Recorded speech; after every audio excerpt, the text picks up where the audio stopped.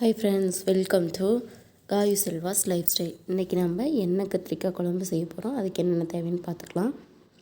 சின்ன வெங்காயம் ஒரு 20 வெங்காயம் எடுத்து வச்சுருக்கேன். அடுத்து 4 பல் பூண்டு, ஒரு மீடியம் சைஸ் தக்காளி, 4 வரமிளகாய், கடலைப்பருப்பு எடுத்து வச்சுருக்கேன். இப்போ ஸ்டவ் ஆன் பண்ணி கடாய் அதில் வச்சுக்கலாம். அதில் எண்ணெய் ஊற்றிருக்கேன். இப்போ எண்ணெய் சூடாயிடுச்சு. இப்போ அது கூட நம்ம எடுத்து வச்சுருக்க வெங்காயம் சேர்த்துக்கலாம்.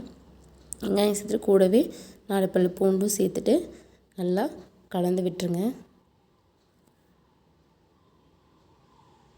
வெங்காயம் பூண்டு நல்லா வதங்கி வரணும். இப்போ வதங்கிடுச்சு. கூடவே எடுத்து வச்சுருக்க மீடியம் சைஸ் தக்காளி ஒன்று சேர்த்துக்கலாம். கட் பண்ணி சேர்த்துக்குங்க. இப்போ இது கூட 4 வரமிளகாய் சேர்த்துக்கலாம். சேர்த்துட்டு நல்லா கலந்து விட்டுருங்க. கூடவே எடுத்து வச்சுருக்கோம் இல்லையா கடலைப்பருப்பு, அதை சேர்த்துக்கலாம். சேர்த்தாச்சு. இப்போ கூட 2 கிராம்பு, தனியா, சீரகம், சோம்பு சேர்த்துட்டு நல்லா கலந்து விட்டுருங்க. கூடவே மிளகு சேர்த்துருக்கேன், சேர்த்துக்குங்க. நல்லா கலந்து விட்டுக்குங்க. அவ்வளோதான். இப்போ ஸ்டவ் ஆஃப் பண்ணிடுங்க. இது நல்லா ஆறட்டும். அதுக்குள்ளே நம்ம ஒரு லெமன் சைஸ் புளி எடுத்து ஊற வச்சுக்கலாம். இப்போ நல்லா ஆறிடுச்சு. கூட தேங்காய் பத்து போட்டு நம்ம இப்போ அரைச்சி எடுத்துக்கலாம். அரைச்சி எடுத்தாச்சு. அடுத்து இப்போ நான் 4 கத்திரிக்காய் எடுத்து வச்சுருக்கேன்.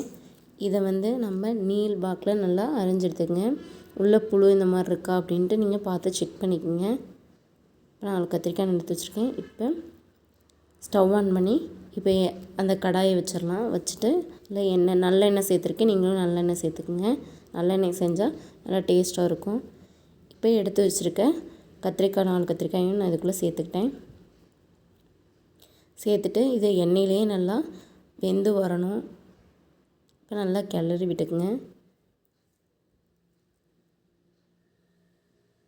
அவ்வளோதான், கிட்டத்தட்ட எல்லாம் வெந்துருச்சு. இப்போ இது கூட தேவையான அளவு உப்பு சேர்த்துக்குங்க.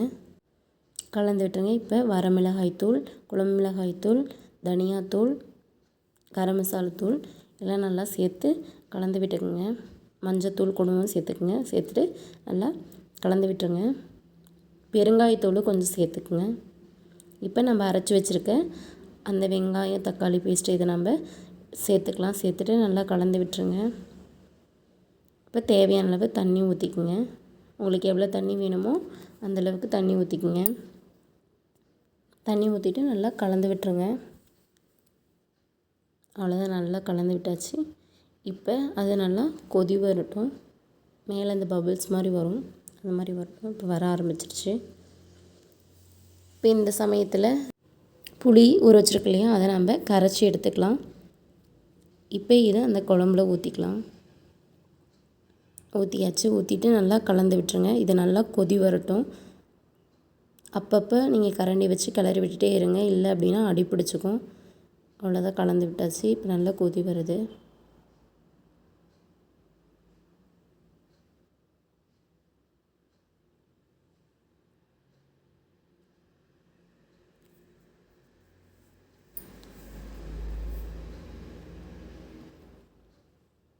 இப்போ நல்லா கொதி வந்ததுக்கப்புறம் ஆஃப் பண்ணிடலாம். நம்ம ஸ்டவ் ஆஃப் பண்ணிடலாம்.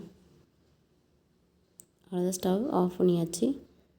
அவ்வளோதான், சூடான எண்ணெய் கத்திரிக்காய் குழம்பு ரெடி ஆயிடுச்சு. கண்டிப்பாக இது ட்ரை பண்ணி பாருங்கள். ரொம்பவே நல்லாயிருக்கும். சூடான சாதத்தில் குழம்பு ஊற்றிட்டு நெய்